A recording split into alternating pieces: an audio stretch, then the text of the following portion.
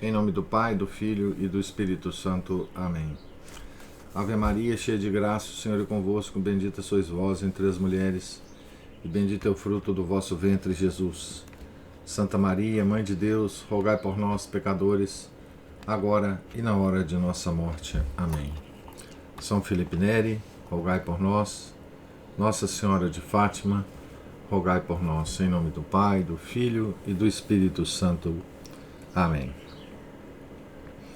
Então, estamos no capítulo 17, página 151, da biografia de Santa Gemma Galgani, escrita pelo padre Germano, passionista e diretor espiritual da Santa.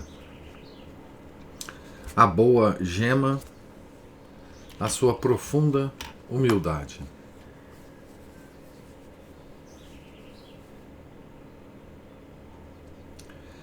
O orgulho afastou o homem de Deus. O orgulho é o princípio funesto de todos os vícios.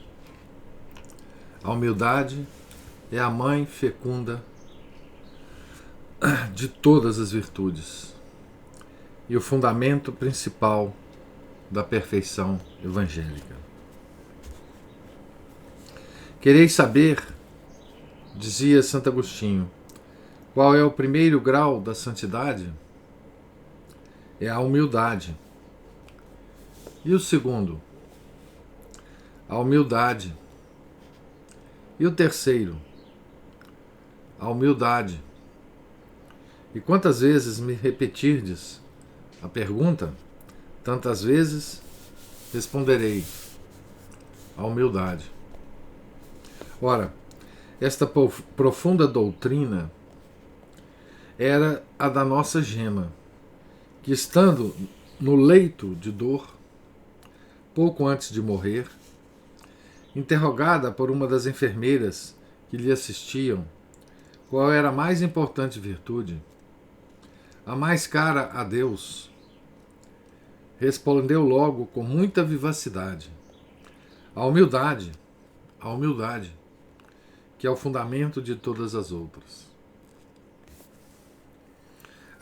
Apreciando eu, do mesmo modo, o valor desta virtude, servi-me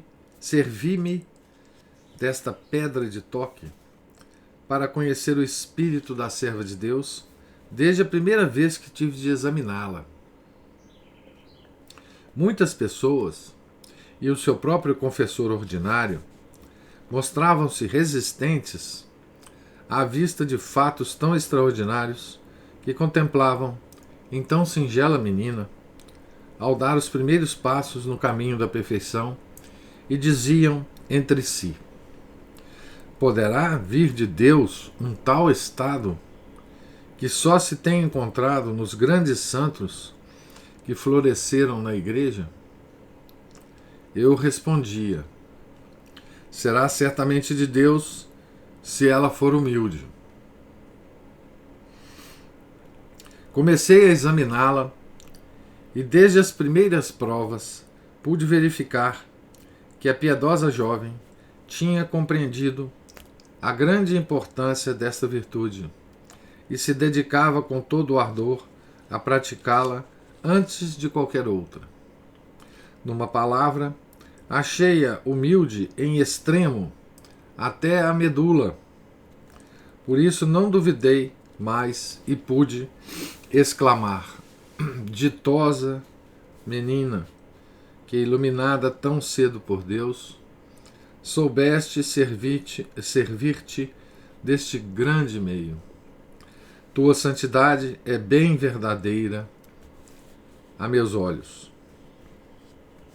Quando, aos 13 anos de idade, ela fez os exercícios espirituais na casa das irmãs de Santa Zita, entre as máximas que aconselhava o pregador, a que mais impressão fez no coração de Gemma foi esta: nós não somos nada, Deus é tudo. A fervorosa donzela não a esqueceu durante toda a sua vida. Não há quase uma carta escrita por ela, especialmente ao seu diretor, em que este sentimento da sua baixeza não apareça com expressões cada vez mais enérgicas e viva eloquência, à proporção que crescia no conhecimento de Deus e acabou por ficar tão intimamente compenetrada desta verdade, expressa por Santo Agostinho nestas breves palavras: Nover in te, nover in que. Conhecendo a vós, meu Deus, me conheceria a mim mesma. Que lhe parecia impossível poder um homem ensoberbecer-se. Na realidade, durante toda a sua vida, ela nunca teve um pensamento de amor próprio. Como é possível, costumava dizer, que eu me orgulhe? Poderia haver maior loucura do que esta? A gente já comentou um pouco aqui sobre essa questão da humildade, né, como um senso de realidade, né? Um senso de proporções, né? E Santa Gema expressa um pouco isso aqui, né? Que assim, ela se pergunta, né? Como é possível que eu me orgulhe, né? E ela compara o orgulho à loucura, né? Então, é um pouco isso, né? O orgulho é uma perda do senso de proporções, uma espécie de fuga da realidade. E por isso ela chama isso de loucura, né? Enfim, é como se a pessoa fugisse da realidade e começasse a viver num mundo em separado, né? Quer dizer, como não perceber toda a nossa insuficiência, né? E miséria em relação ao Criador, né? Como não perceber que o nosso estado, o nosso estado de ser, né? não dependa de nós e que depende de Deus, né? E só por isso nós somos absolutamente dependentes dele, né?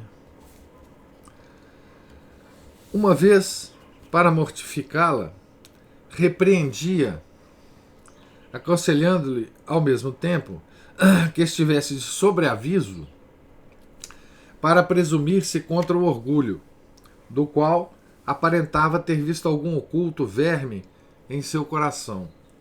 Eis com que termos ela me respondeu. Li a sua carta. Ó meu Deus, tende piedade de mim. É verdade, sim, é verdade que tenho orgulho.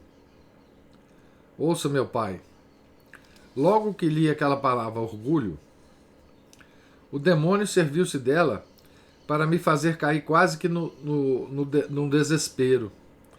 E passei cerca de 1 hora bem mal. No auge da aflição, corri para junto de um crucifixo com a fronte por terra. Pedi-lhe que ali, a seus pés, me fizesse morrer. Mas ele não quis. Depois, de repente, recuperei a calma. Pobre de meu Jesus, quantas vezes o desgosto. Onde chegarei se continuo deste modo? Mas não quero reincidir. Peço-lhe também perdão. Não fique mais tão contrariado. Verá que eu não procederei mais assim. Esta sua carta dizia a verdade. Agradeço-lhe de joelhos. Entretanto, por que se admira e inquieta? Não sabe como tem a cabeça dura? e compreendo pouco? Então vamos, perdoe-me. Não lhe causarei mais pesar. Que tristeza terei dado a Jesus com esses pensamentos de soberba. Quais eram aqueles pensamentos? Ela própria nem sabia, mas acreditava porque o seu diretor lhe o dizia. E assim continuava na carta: Meu pai, peça a Jesus que tenha piedade de mim, da minha pobre alma, que em vez de ser boa, só cuida em se encher de malícia, iniquidade e soberba. Mas Jesus, que me fez a graça de conhecer esse feio pecado, me dará agora a força para me corrigir. Em seguida repete: Tremo, tenho medo que Jesus me castigue, porque eu o ofendi e contrariei. Sabe que castigo temo? E bem o mereceria? O de ser condenada a não amar mais a Ele, ao meu Jesus. Não, não, Jesus. Escolha para mim outros castigos, mas este não. Meu Pai, se vir que eu ainda tenho orgulho, mate-me, faça tudo, mas tire-me depressa desse orgulho. Bom, aqui a gente vê, né? Primeiro, esses, eu chamaria, exageros da santidade, né? Mas a gente vê quanto os santos, e agora Santa Gema, né? São temerosos desse vício principal, né? Que é o orgulho, né? O quão isso é fundamental para eles, né? Fugir desse vício fundamental, né? Às palavras correspondiam os fatos. Ninguém a viu jamais altiva, nem a ouviu louvar-se ou ostentar os seus dotes. Pelo contrário, havia quem a igualasse na modéstia e no cuidado de esconder-se aos olhos de todos. Por caridade, meu pai, escreveu-me, não fale de mim com ninguém, senão para dizer o que sou na realidade. Humilhar-me-ei, converter-me-ei, pedirei perdão pelo engano que uso para iludir a boa-fé de todos, e Jesus, infinitamente bom, me perdoará. Ora, falando dos seus dons naturais, ela possuía muitos e raros: viveza e perspicácia de espírito, fortaleza de alma, caráter resoluto. Contudo, vendo-a e conversando com ela, nada se acha de singular. Pedia sempre conselho, auxílio e direção, parecendo não ter capacidade de, por si mesma, tomar qualquer decisão. Tinha aprendido bem, no colégio, o francês, o desenho e a pintura, mas ninguém, depois que ela deixou os estudos, lhe ouviu uma palavra nessa língua, ou percebeu que pegasse num pincel ou tintas para desenhar. Soube-se o quanto era versada nessas artes somente pelas professoras, depois da sua morte. Gema também tinha uma grande aptidão para a poesia, mas não se serviu deste talento, por mais instâncias que lhe fizessem, dizendo ser uma vaidade, ou ao menos uma perda de tempo. Possuía também uma belíssima voz e gosto para o canto, quem conhecia a sua grande paixão para louvar a Deus e a sua celeste mãe, podia esperar que, ao menos estando só no trabalho, prorrompessem de seus inocentes lábios piedosos cânticos. Mas não. Jamais alguém a ouviu cantar, nem a meia voz. É claro que essas mortificações, praticadas constantemente por uma donzela de tão pouca idade, de gênio tão animado, ativo, são sinais evidentes de acrisolada virtude. Que direi dos dotes da sua alma? Veja bem, aqui o padre Germano, o que ele está fazendo aqui é nos mostrando, né, que Santa Gema tinha motivos para se orgulhar. Né? Mais ainda, né, que cada um de nós, com qualquer um dos dotes que Santa Gema tinha, com qualquer um desses dotes, né, nós nos orgulharíamos muito. Né? Ela tinha muitos dotes comparadas com as donzelas da época e mesmo com qualquer época, né? Então, mesmo assim, né, ela tinha motivo, mas mesmo assim não se orgulhava, né? Ou até escondia os dotes, né? Ela escondia os dotes. Então, que direi dos dotes da sua alma? Da sua alma agora, né? Gema possuía-os em grau extremo. Era rica de um cortejo de virtudes que a punham ao lado das almas mais privilegiadas, cuja vida é tão admirada. Tinha dons tão extraordinários que causa espanto às suas simples descrições. Todos os percebiam e se edificavam. Só ela mostrava não conhecê-los, ou não lhes prestava atenção, a não ser para humilhar-se ainda mais diante de Deus e dos homens. Quantas vezes não se deteve em importunar ao Senhor para que lhe tirasse aquelas graças assinaladas, que ela pensava não lhe ser digna de tê-las,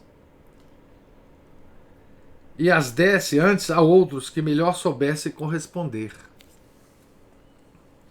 Não me mandeis fazer, ela dizia a Jesus, o que não está a meu alcance, porque não sirvo para nada. Vede como tantas graças que me concedeis, e não sei como hei de corresponder. Procurai outra pessoa que as mereça mais do que eu. Certa vez, quando Gema se afligia por esse motivo, o Senhor, que para ela era um bom mestre no exercício da humildade, para melhor confirmá-la nessa virtude, fez-lhe sentir no coração as seguintes palavras. As seguintes palavras. Faze o que podes. Quero servir-me de ti, exatamente porque és a mais pobre e pecadora de todas as minhas criaturas.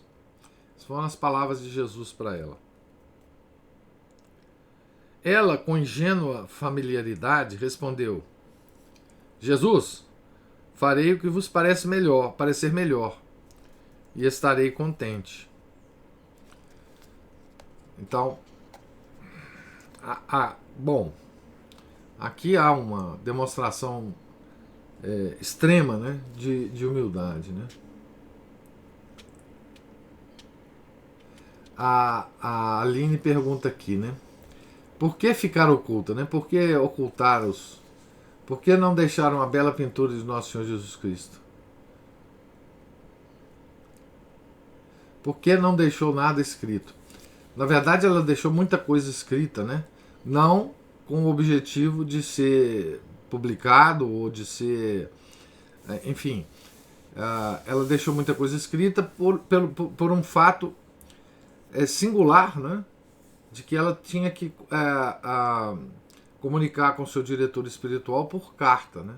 E aí está, exatamente, e aí está o grande tesouro que ela nos deixou, né? Mas ela não cansava de pedir e de alertar ao seu diretor espiritual, né? Que não as mostrasse para ninguém, que enfim. Nós vamos ver aqui ainda ela comentando algo sobre esses escritos dela, né?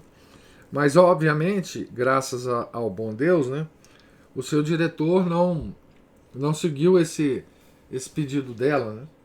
E não só registrou aqui nessa obra várias passagens, né? Como também publicou, né? Eu disse para vocês, ele publicou essas cartas depois da morte dela, né? Mas muitos santos fazem isso, né? Muitos santos deixam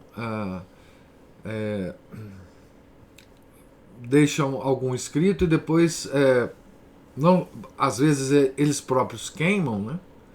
Os escritos deles, como aconteceu com São Felipe Neri, né? Ou às vezes pedem alguém para queimar, né? Como São Tomás de Aquino, e esse alguém não queima, né? Obviamente por causa do valor desses escritos, né? Agora, o fato dela não querer exercer, né, visivelmente esses dons é um grau extremo de humildade, né? Ela correria o risco, veja bem, ela correria o risco de se orgulhar pelos dons que ela tinha, né? E por isso ela não os usava, né? Ela não exercia esses dons, né? Pelo risco, né? Que ela correria, a alma dela correria, né? Por que a própria visão do risco que ela correria já é uma demonstração de humildade, né? Porque nós poderíamos pensar, poxa, como uma pessoa dessa pode achar que corre o risco de orgulho se ela tem colóquios diretos com Nosso Senhor, com a Nossa Senhora, com o São Gabriel de Nossa Senhora das Dores? Como uma pessoa dessa pode achar que corre risco de orgulho? Mas ela sabia, né, que ela era uma criatura que nasceu com pecado original, né? Então ela entendia bem o que era possível, que era possível uma alma humana se perder, mesmo tendo já atingido esse grau de santidade, né? Não, eu acho que não, Aline, não tem nada a ver com o tempo em que ela viveu, não. Em qualquer tempo ela faria a mesma coisa. Eu entendi o que você falou, né? Um tempo maluco, no século XIX e XX, etc. Mas não. Os tempos são todos os tempos são todos muito tentadores para todos os santos, né? Noutra ocasião, Deus lhe fez contemplar a própria alma ao clarão de sua infinita luz. Aqui, veja bem. Então, Deus mostrou a alma dela para ela mesma, da mesma forma que ele via a alma dela, né? Isso aconteceu também com São João Maria Vianney, né? Então, noutra ocasião, Deus lhe fez contemplar a própria alma ao clarão da sua infinita luz, para que se humilhasse àquela vista. E dizia-lhe ao coração que devia envergonhar-se de aparecer diante das outras pessoas. Gema não só se humilhava e corava de si mesmo, como ficava aturdida. Se o meu pai visse, confiou-me um dia, como minha alma é feia, Jesus me a tem mostrado. Isso é a experiência das pessoas que têm essa graça, né? Também, para se fazer amar ainda mais, ainda com mais generosidade, o bondoso Senhor mostrava não lhe dar importância, apresentando-lhe com um ar muito severo. Jesus, dizia ela, mal me lança um olhar e se olha para mim, está tão sério que às vezes não tem coragem de encará-lo. Parece-me até que me repele. Grande tormento é este. Veja, pois, meu pai, estou quase abandonada de Jesus pelos meus pecados. Que farei agora? A quem recorrerei? Pergunte a Jesus e ouça o que ele lhe disser.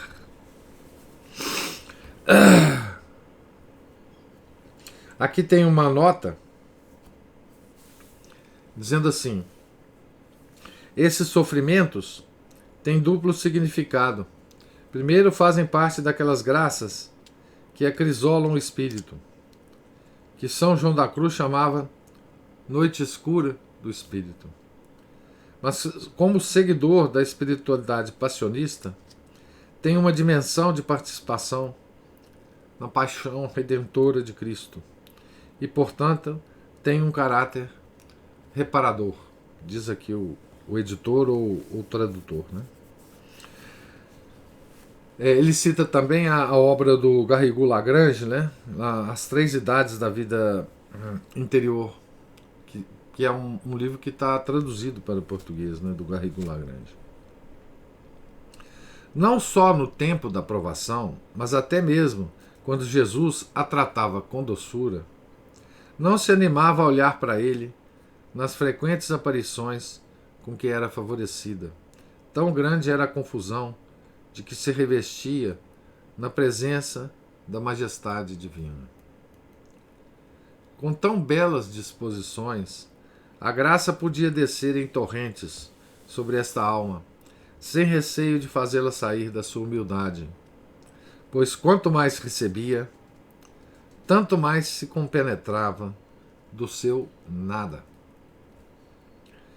Posso atentar que a piedosa Virgem nunca me comunicou, quer falando, quer escrevendo, as graças que Deus lhe fazia, sem acabar por algum ato de profunda humildade.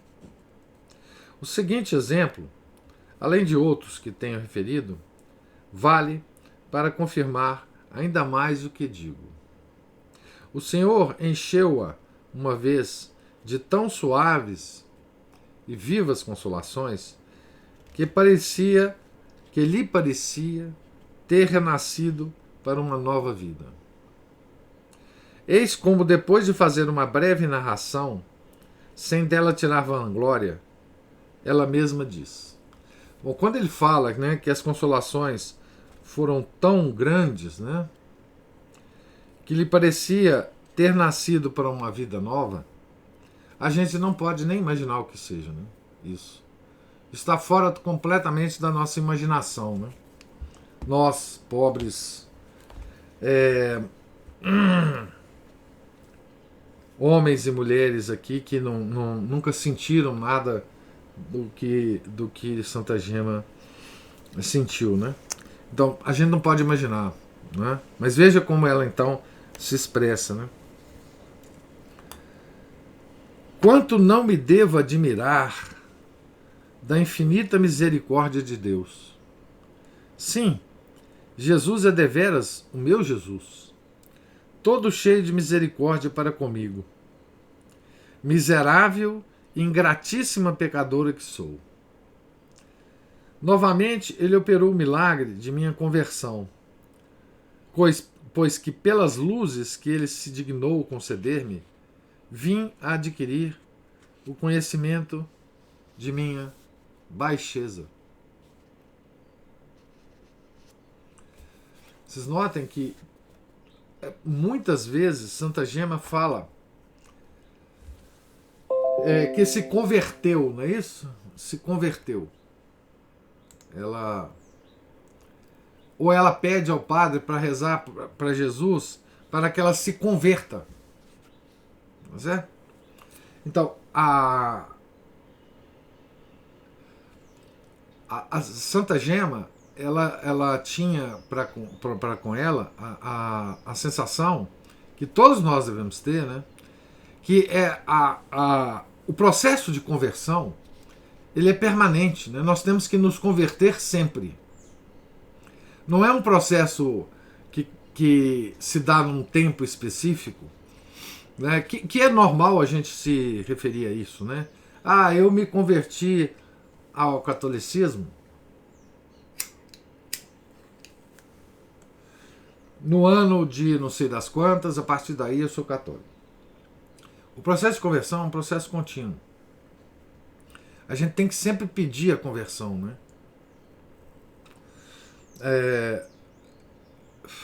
Não é à toa que a igreja anualmente tem um tempo que é o tempo da conversão, né? A igreja, nas suas homilias e nas suas missas, né? No tempo da quaresma, o tempo da quaresma é o tempo da conversão. Mas não da conversão do mundo, ou dos ateus, ou dos... Também mas a conversão dos católicos.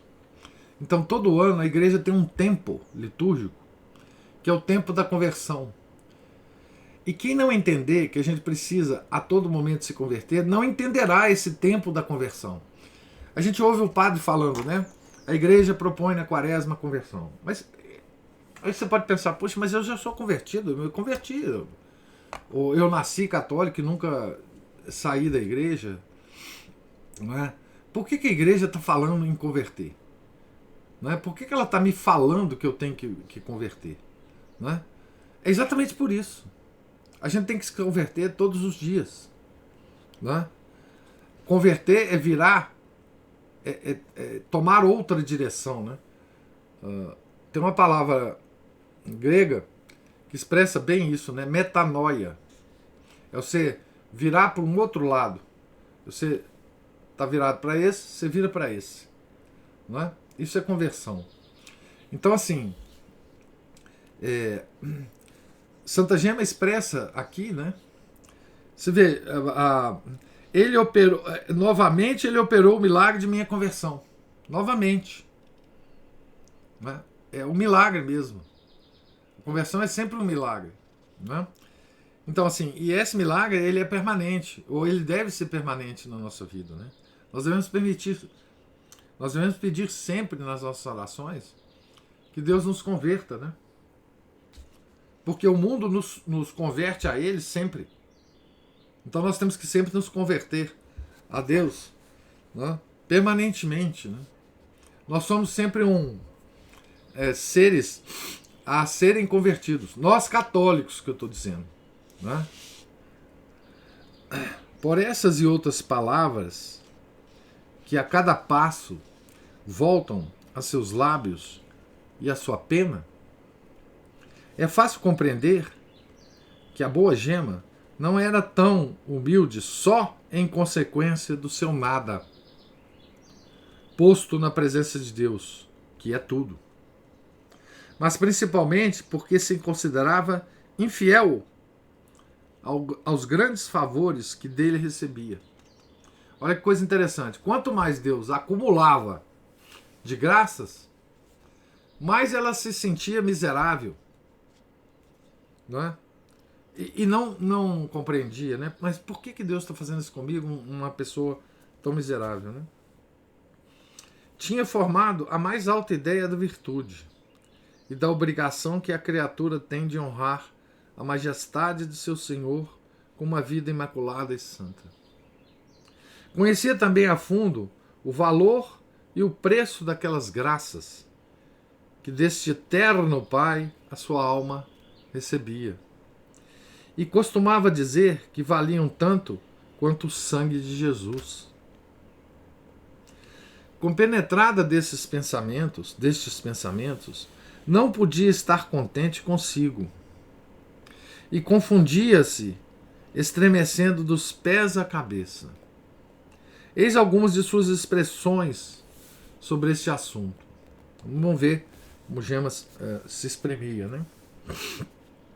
Deveria pensar, meu caro pai, em tudo o que me falta para ser digna filha de Jesus. E em vez disso, 3 pontinhos. Esses pontos, que muitas vezes Gema usava, significavam o muito que ela via, sentia e não podia exprimir.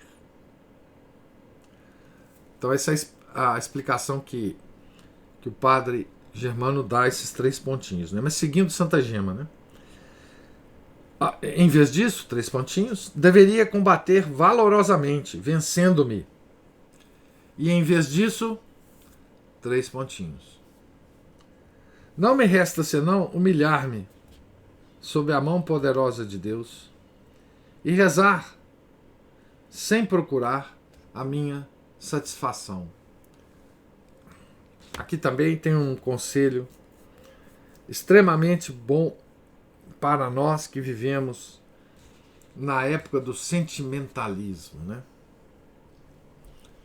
Que a gente muitas vezes reza para nos sentirmos bem, ou procurando nos sentir bem, né? Isso é puro orgulho, né? Se você vai rezar porque você se sente bem, você já começa a rezar errado, né? Tá certo? Aqui ela diz assim: não me resta senão humilhar-me sob a mão poderosa de Deus e rezar sem procurar a minha satisfação.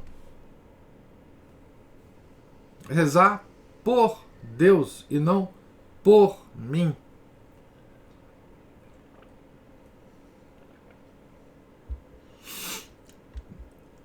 Aqui, isso para nós católicos de hoje é de um valor extraordinário, a gente observar isto. A gente reza para louvar a Deus e não para nos louvar. No fundo é isso, né? Quão longe isso está da nossa concepção hoje em dia, né? Enfim, nessa loucura que nós vivemos, nessa crise que nós vivemos, nesse sentimentalismo, a gente quer sentir bem em todos os lugares, a gente quer comungar para nos sentirmos bem, a gente quer ir na missa para sentir bem, a gente quer rezar, a gente quer, enfim, né? Tudo é a gente, né, o centro das coisas, tudo somos nós. Ninguém, quase ninguém, pensa em louvar a Deus simplesmente, sem nenhuma preocupação com a nossa satisfação, né? A Aline diz assim: gostei dessa explicação. Voltar à igreja porque o mundo está sempre nos atraindo a ele.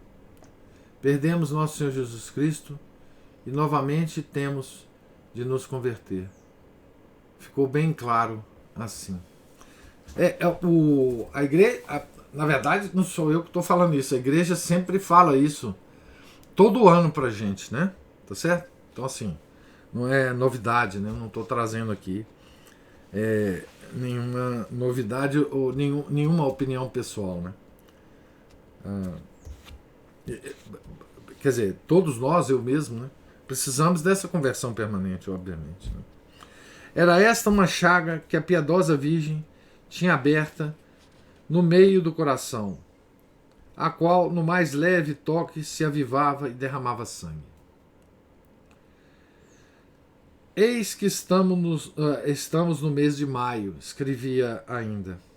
Penso nos grandes benefícios que me fez a minha mãe com letra maiúscula, nos primeiros anos de minha vida, e envergonho-me, porque não tenho correspondido àquele coração e àquela mão que com tanto amor me os tem proporcionado. Pelo contrário, e o que é pior, é que só com ingratidões tenho compensado os grandes benefícios que ela me fez. O mês de maio é a mês da Nossa Senhora, né? Por isso que ela está lembrando da Nossa Mãe Santíssima. Sabendo bem quão grande era a sua virtude, disse-lhe um dia, entretendo-me em a humilhar: não compreendo como Jesus pode manchar sua mão nesta lixeira. Sorriu-se a angélica menina e alegrou-se, parecendo-lhe ter encontrado nas ditas palavras o resumo que ela há muito procurava para se qualificar. Lixeira, né? Guardou-as na memória e a cada passo as repetia, falando e escrevendo, até mesmo estando absorta no êxtase. Jesus, como podeis sujar vossas mãos com esta lixeira de gema? Então ela incorporou, né, a expressão do padre Germano, né? Aparecendo-lhe o senhor anjo da guarda, a ela também dizia, a ele também dizia: peço-vos, não mancheis vossas mãos nesta lixeira. A este costumava juntar outro, inventado por si mesma. Este ser aviltado. Ela se chamava de ser aviltado. Que faremos, meu pai, deste ser aviltado? Queria dizer dessa criatura indigna, profanada, abjeta e horrorosa aos olhos de Deus e dos homens. Quando rezava, chorava: minha querida mãe, meu Deus tão querido, como se poderá levantar este ser aviltado? Como? Né? E quando? Com a alma compenetrada do mesmo sentimento,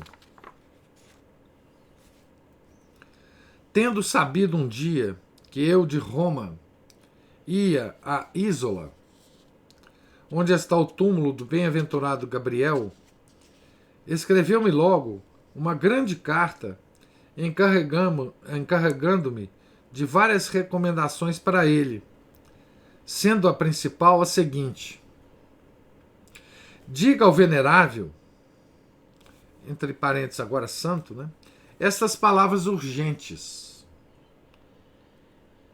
que faremos de Gema? Diga-lhe isso, meu pai, e transmita-me a sua resposta. Assim como se confundia a humilde jovem quando se via tão beneficiada por Deus, apesar da sua indignidade e desmerecimentos, assim também se humilhava quando era tratada com bondade e atenções pelas criaturas. Não sabia fazer cumprimentos e por esse motivo sentia tanto pesar que quem o tivesse podido perceber teria evitado qualquer ocasião de tais demonstrações para não a fazer sofrer tanto. Peço a Jesus, escrevia-me, paciência, não para mim, mas para esta tia que tanto se preocupa comigo. Eu não queria nada do que ela me faz. Se visse, meu pai, em certas ocasiões, ela me prefere aos outros. Chega a trazer o fogo para me aquecer o leito. Ora, isso é coisa que se faça comigo? Diga-me, a mim, que mereceria ser tratado como uma galinha. Diga-me, a mim que mereceria ser tratada como uma galinha, como me diz o confessor, em vez disso, enche-me de carinhos. E minha boca não se abre e eu não lhe sei dizer nenhum obrigado. Oh, se eu pudesse ao menos, com minhas fracas orações, proporcionar algum bem a quem tanto me ajuda. Gostaria que todos me considerassem como uma escrava. Aqui a gente vê uma coisa extraordinária, né? Quando alguém fazia algum agrado para ela, ela ficava tão confusa, ela entrava numa confusão tão grande, porque ela achava que não merecia aquilo, né? Que ela não conseguia nem agradecer. Né? Todos sabem quantos são inclinados as almas devotas, quantos são inclinadas as almas devotas, e em especial as que fizeram votos de virgindade, a chamarem a Jesus de seu esposo e a si mesmas esposas de Jesus. Com Gema não era assim. Embora ela amasse com todo o ardor de sua alma ao divino Verbo, que por amor verdadeiramente se desposou com a nossa pobre natureza, e se visse tratada por ele com tão particular ternura, não se atrevia a chamá-lo de esposo. Filha, serva inútil, virgem louca, mesquinha criatura, eram os títulos que tomava.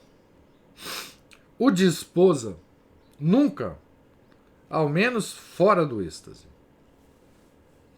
2 ou 3 vezes somente, estando arrebatada em altíssima contemplação, ouviu-se que ela chamava o seu caro senhor esposo de sangue. Nas cartas que escrevia, terminava sempre com esta forma invariável: reze por mim, sou a pobre Gema. Um dia eu lhe disse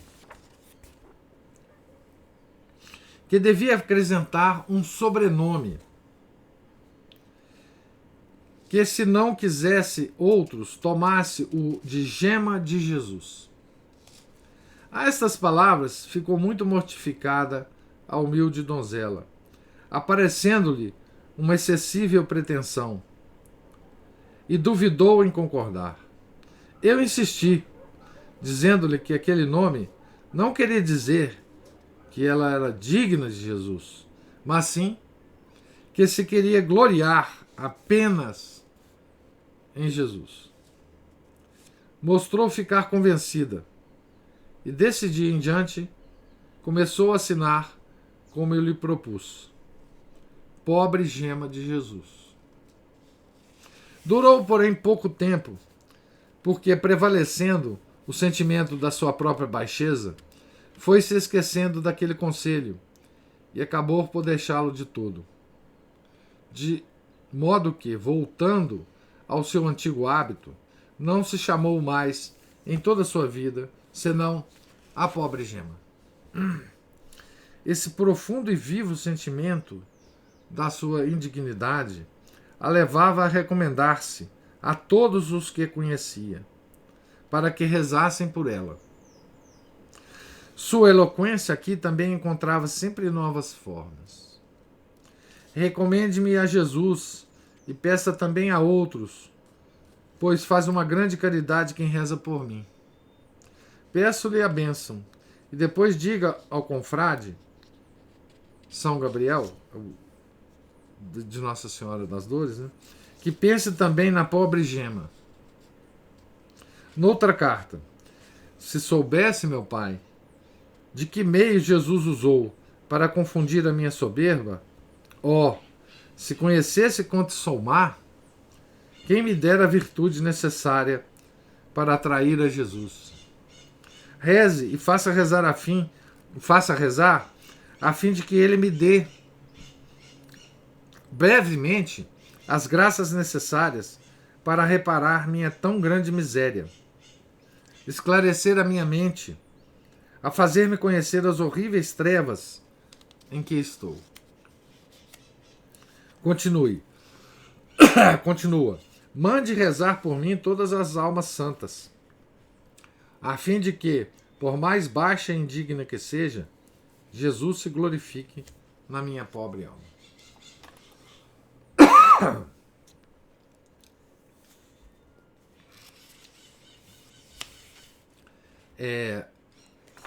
Não vai dar para a gente acabar o capítulo. Eu vou parar aqui no meio, infelizmente, para a gente não estourar o nosso tempo aqui, né?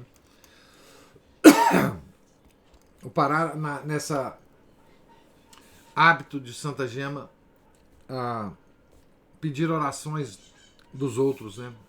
Para a sua própria alma. Eu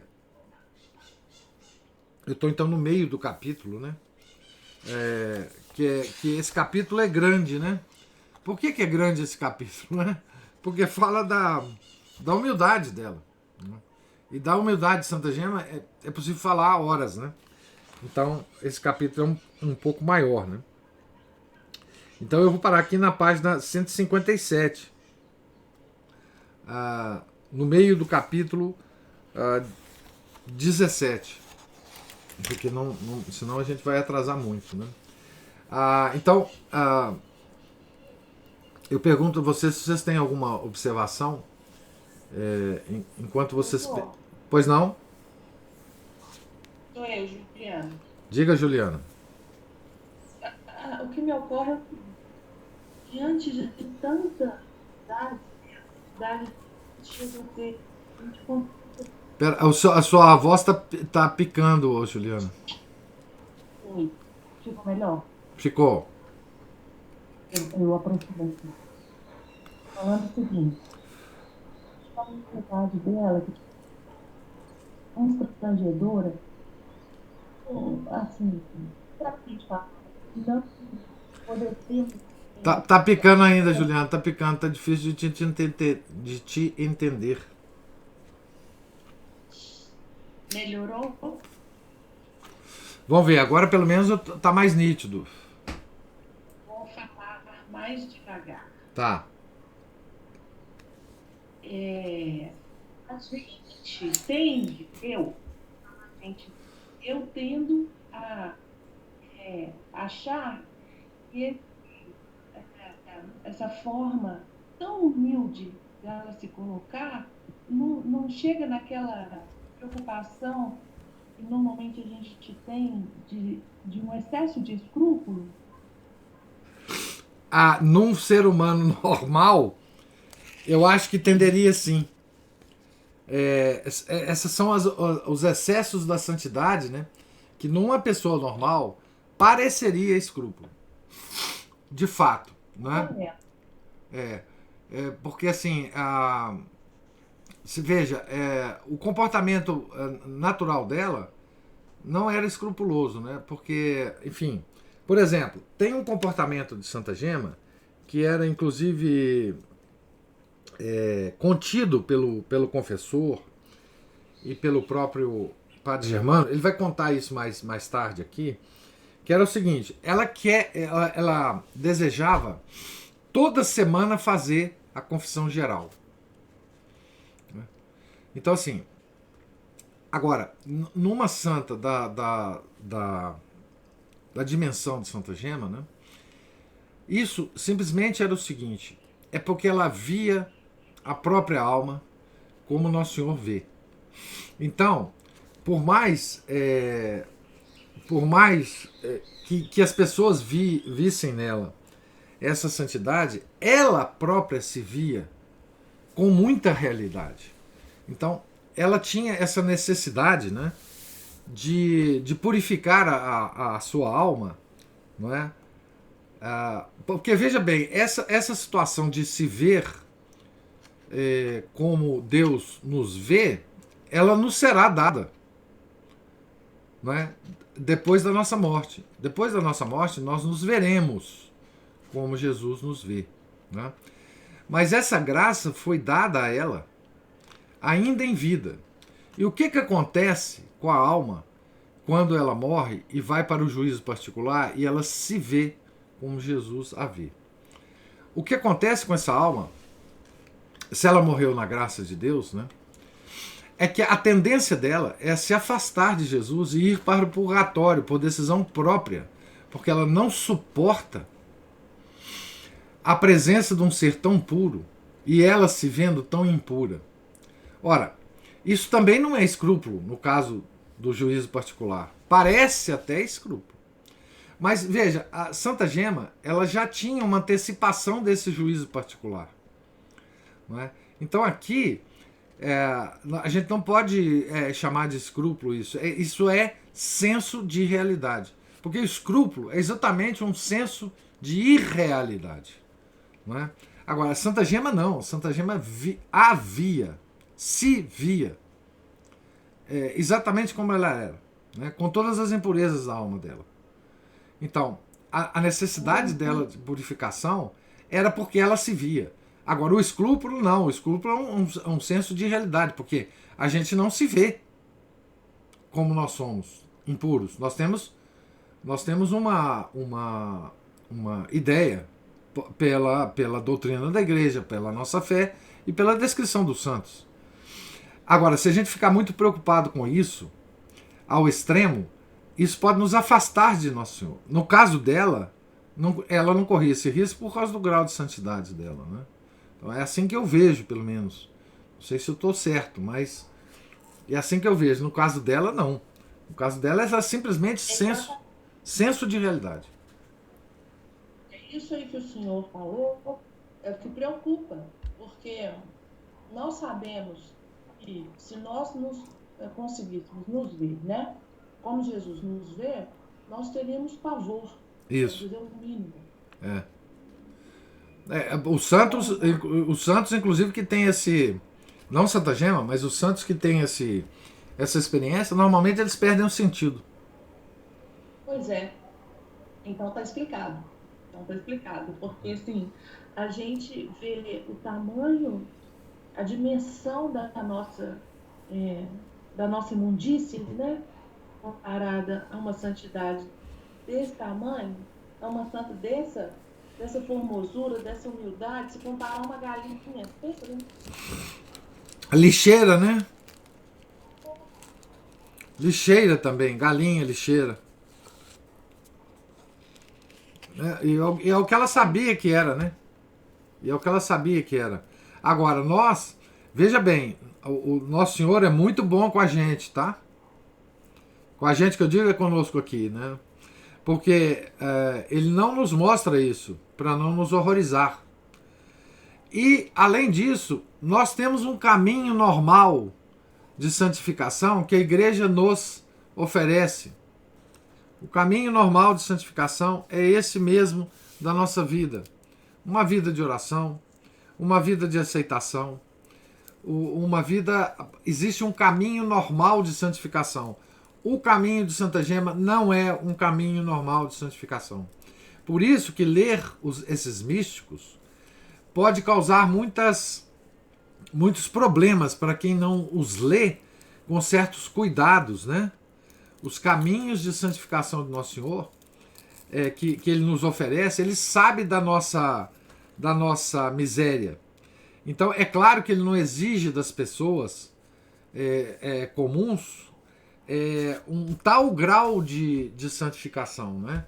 Então Ele nos oferece caminhos, como diz a Aline aqui, mais leves, né?